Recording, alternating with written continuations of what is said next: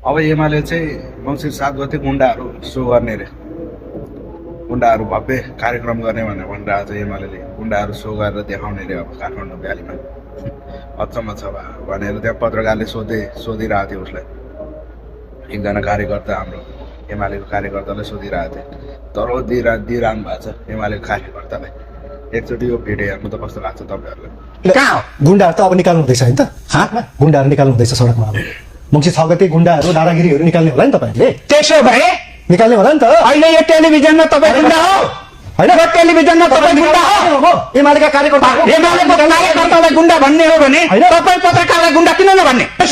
आफ्नो सुरक्षा आफूले नगर्ने हो भने कसले गर्छ? छाती फुलाएर जनताको आँगन आँगनमा हिँड्न सक्ने अवस्था छैन अहिले। अहिले हेर्दैछु एकदम गोली हानेको छ, मारेको छ, हत्या गरेको छ होइन?